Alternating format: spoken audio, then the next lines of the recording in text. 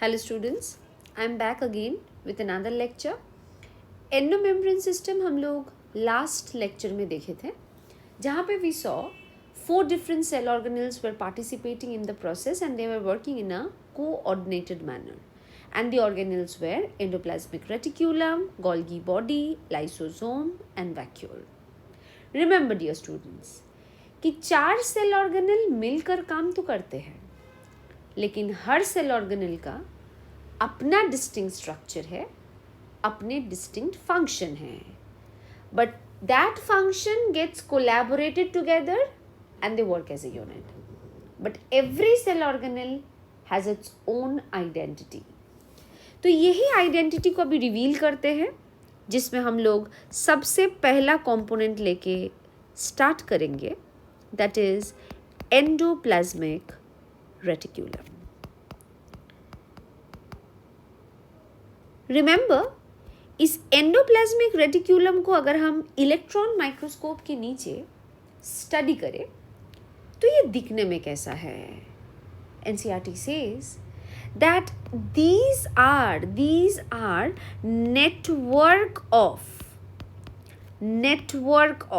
बच्चे रेटिक्यूलम का मतलब याद रखना नेटवर्क है, ठीक है. whenever we are using the word reticulum that means it is a network, जाल की तरह बिछा हुआ है, ठीक है. तो network of tiny पतले पतले tubular tube like structures scattered in the cytoplasm.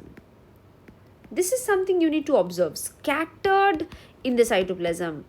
अब एक बार सोच के देखो, इसका अपना कोई डिस्टिंक्ट पोजीशन नहीं है साइटोप्लाज्म में.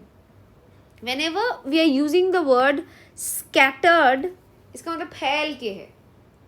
और जब कोई चीज़ फैल के रहता है ना, that means a heavy distance of the cytoplasm it is actually covering, a heavy area it is covering. इतना ज़्यादा एरिया कवर कर रहा है वो कि NCERT ने बताया है कि it is dividing the cytoplasm into 2 parts, luminal, extraluminal. ये scattered होने की वजह से, ओके. तो as it is scattered, it is dividing intracellular space into 2 parts. They are luminal and extraluminal. अब luminal का मतलब क्या है? It is the portion that includes ER. मतलब जो ER के circumstances में enclosed है, ER के membrane के part है. मतलब luminal portion में तुम्हें ER दिखेंगे और जिस पोर्शन में ER नहीं है इसका मतलब वो फ्री साइटोप्लाज्म है, that is in the cytoplasm, that is extraluminal. तुम कंफर्टेबिलिटी के लिए ऐसा भी बोल सकते हो आउटसाइड ER. जैसे लुमिनल इनसाइड ER हुआ, एक्स्ट्रालुमिनल आउटसाइड ER हुआ.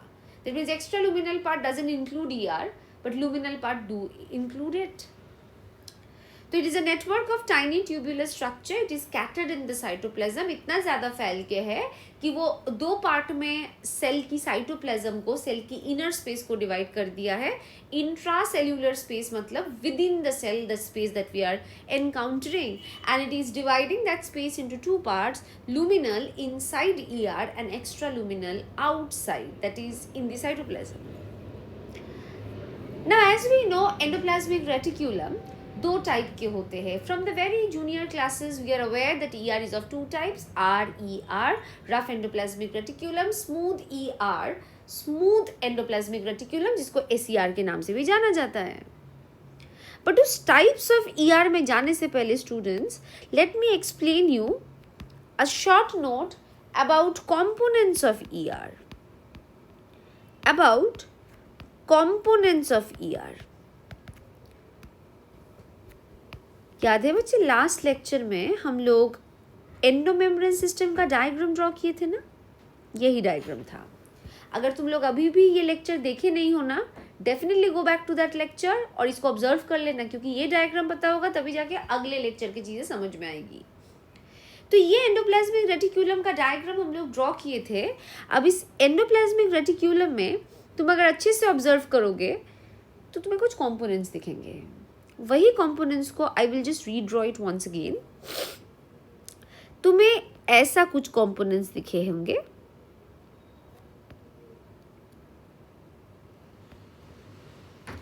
These flattened disc-like structures that I have mentioned in my previous lecture, it is cisternae. अब इधर ना बच्चे कंफ्यूज होते हैं, इनको क्रिस्टी बोल देते हैं। क्रिस्टी नहीं है, क्रिस्टी माइटोकॉन्ड्रिया में होते हैं, ठीक है। ये cisternae है।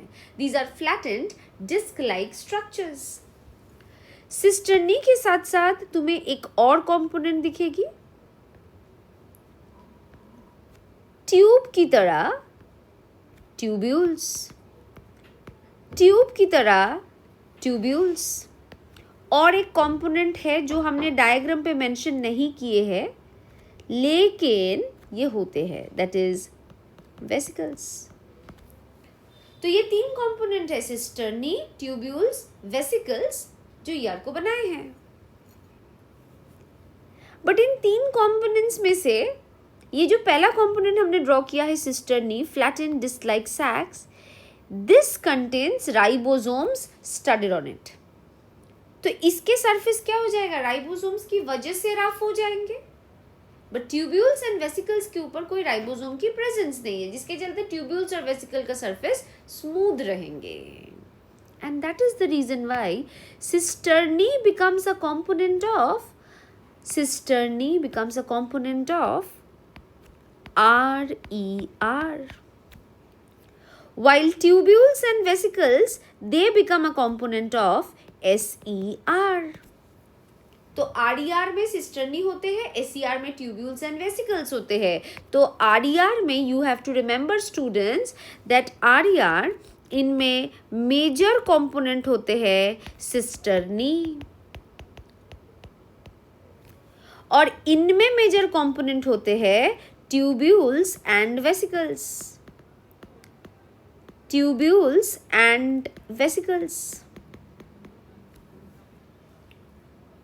अब एक कंपैरेटिव एनालिसिस हम लोग क्विकली देख लेते हैं RER और SER के बीच में, that how RER is different from that of SER। ये तो समझ गए कि RER की कंपोनेंट SER के साथ मैच नहीं होती है, एक में ट्यूब्यूल्स वेसिकल्स होते हैं, एक में सिस्टर्नी होती है। I hope you are aware by this time. RER के सरफेस के ऊपर अगर राइबोसोम्स प्रेजेंट है तो इनका मेन फंक्शन होगी प्रोटीन सिंथेसिस ऑफ प्रोटीन। और इसी वजह से एनसीईआरटी ने एक लाइन लिखा है, they are frequently observed in cells actively involved in protein synthesis and secretion. क्योंकि ये प्रोटीन सिंथेसिस करते हैं तो जिन सेल्स का काम ज़्यादा प्रोटीन्स बनाना है, इट इज़ क्वाइट नेचुरल कि उनमें बहुत ज़्यादा RER रहेंगे। तो we could write that line, very important statement, that is RER is frequently observed in cells actively involved in protein synthesis and secretion. And remember कि RER के ऊपर जो राइबोसोम्स प्रेजेंट है ना, जो हमने प्रीवियसली ड्रॉ किए हैं, these are all 80S ribosome. ये नहीं है कि 70S बोल दोगे, ये तो यूकैरियोटिक सेल में पाया जाता है ना। यूकैरियोटिक सेल में जो राइबोसोम अवेलेबल है, it has a sedimentation coefficient of 80S. So it is an 80S ribosome which is seen to be present on the surface of the cisternae of RER, making it look rough in nature. तो due to the presence of ribosomes, याद रखना इनकी surface rough हो जाती है। Due to ribosome it is rough, due to this ribosome it is rough.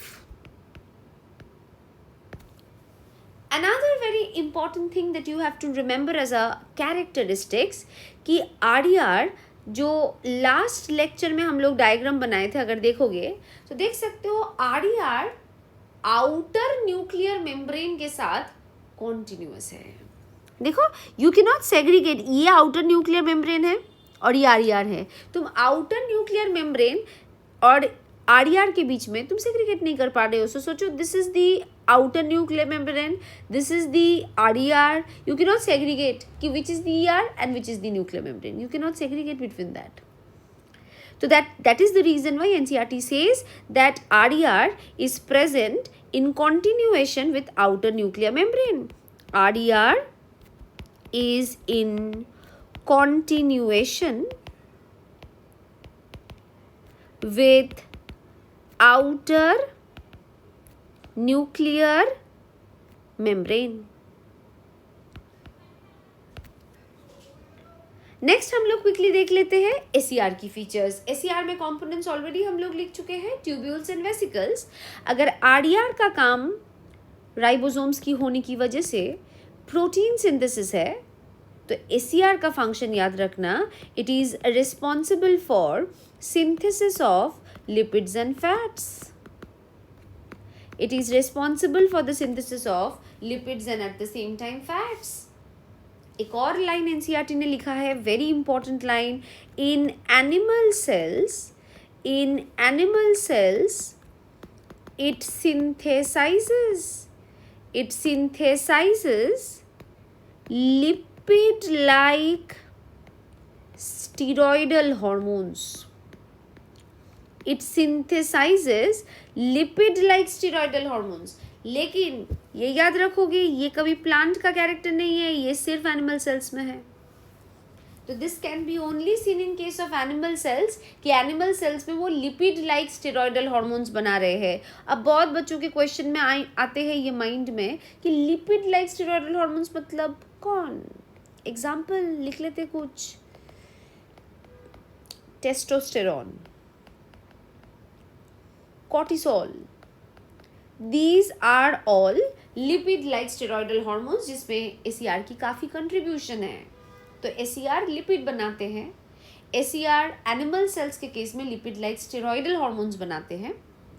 RER याद रखना, ribosomes होने की वजह से ये काफ़ी प्रोटीन सिंथेसिस करते हैं और साथ ही साथ ये आउटर न्यूक्लियर मेम्ब्रेन के साथ कॉन्टिन्यूसली रन करता है। अब यही पैराग्राफ तुम अगर एनसीईआरटी से पढ़ोगे, you will see exactly the same lines has been written. जो मैंने हर लाइन को स्क्रूटनाइज किया है, लेकिन इतना याद रखना, आरईआर इतना ज़्यादा एंड एसईआर इतना ज़्यादा फैल के है ना, they are scattered in the cytoplasm, that they are completely dividing the intracellular space into two parts, luminal and extraluminal. उसके बाद हम लोग components of ER के accounts देखे and then we saw the comparison in between the two ER. आज के lecture में हम लोग एंडोप्लाज्मिक रेटिकुलम कंप्लीट कर दिए हैं। अगले लेक्चर में हम लोग एंडोमेम्ब्रेन सिस्टम की नेक्स्ट सेल ऑर्गेनल को इंक्लूड करेंगे and what is that? That is none other than Golgi bodies. तो आज के लिए इतना ही सही। That's all for today. Thank you all of you.